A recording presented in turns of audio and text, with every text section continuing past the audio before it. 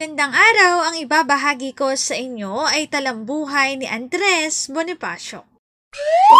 Magbasa, makinig, matuto at magsaya.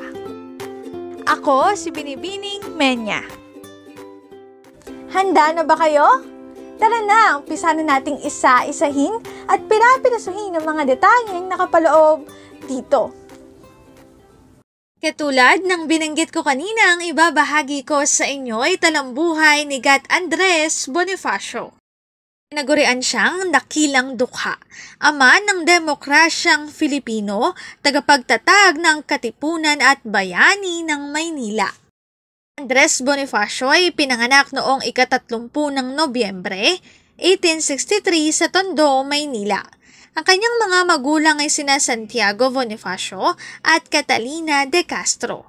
Siya ay nakapagtapos sa kanyang pag-aaral sa isang primaryang paaralan sa ilalim ng pagtuturo ni Guillermo Osmeña.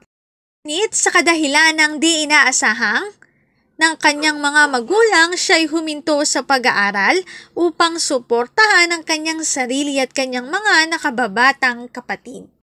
Sa sapat na pinag-aralan at kaalaman sa pagsulat at pagbasa, sa gulang na 14 na taon, siya ay naging isang mensahero ng kumpanya ng Fleming and Company, isang negosyo sa paggawa ng mga ratan at iba pang pambenta. Dahil sa hindi sapat ang mga salaping naipon, kaya't siya ay inilipat sa kumpanya ng Freschel and Company at siya ay nakakuha ng malaking sahod bilang ahente.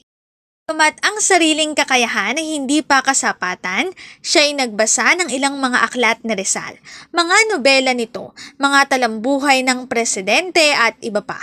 Sa iba't ibang opinyon na nalathala sa kanyang isipan, siya ay nagtatag at nagtaguyod ng katipunan.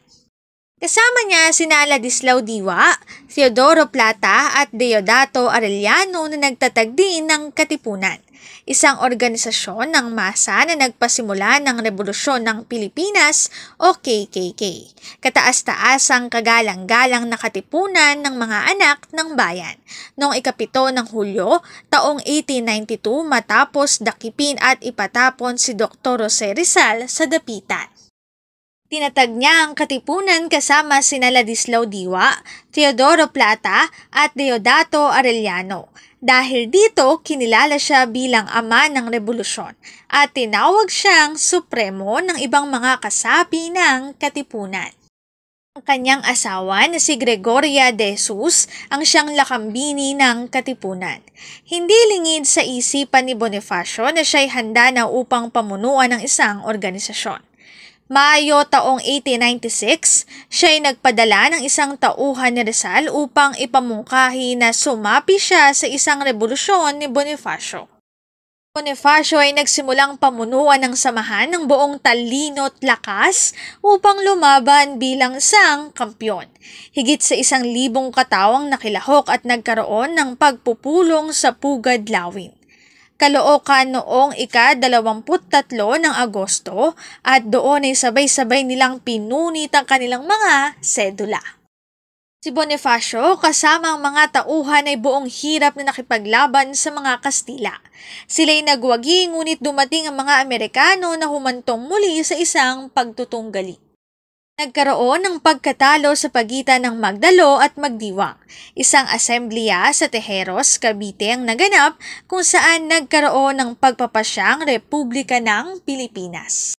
Nang dumating ang eleksyon, nahalal bilang Pangulo si Aguinaldo, pangalawang Pangulo si Mariano Trias at kilihim ng samahan si Bonifacio.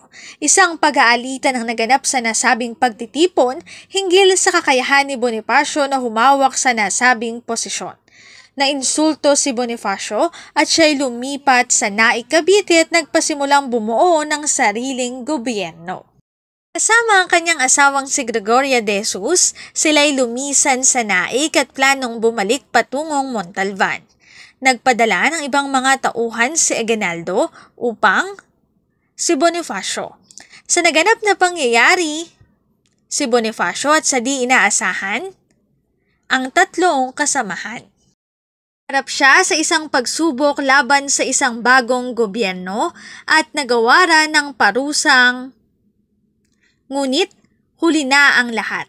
Ang mga taong inaakalang tapat sa kanya ay naging hamak na kaaway at dahilan ng kanyang siya'y noong 10 ng Mayo taong 1897 sa Maragondon, Cavite. Isa siyang pambansang bayani ng Pilipinas na nagmula sa angkan ng karaniwang tao, ngunit matapat at walang takot, matigas at matatag sa paninindigan. Umanib siya sa La Liga Filipina na itinatag ni Dr. Jose Rizal noong 1892. Mulan niya ang himagsika noong Agosto 1896 nang si Rizal ay ipatapon sa dapitan, itinatag ni Bonifacio ang katipunan na naging batis ng Diwang Malaya ng mga Pilipino. Siya ang namuno sa unang sigaw sa Balintawak noong 1897. Bonifacio ay lalong dakilang mangdirigma kaysa manunulat, ngunit mayroon siyang iniwang mga akdang pampanitikan, nagpaalab sa himagsikan. Naririto ang ilan. Na ang dapat mabatid ng mga Tagalog, 2, pag-ibig sa tinubuang lupa, 3, huling paalam, 4, katungkulan gagawin ng mga anak ng bayan.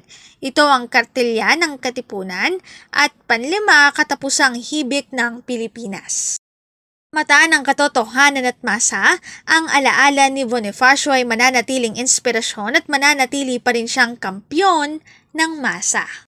Ang link na ito ang aking source sa written information na makikita nyo sa bawat slides. Kung interesado kayo na magbasa pa, maaari nyong bisitahin ang website na ito. Talambuhay ni Gat Andres Bonifacio. Dito na nagtatapos ang aking pagbabahagi. Sana ay marami kayong natutuhan. Muli, magbasa, makinig, matuto at magsaya. Ako si Binibining Menya. Paalam!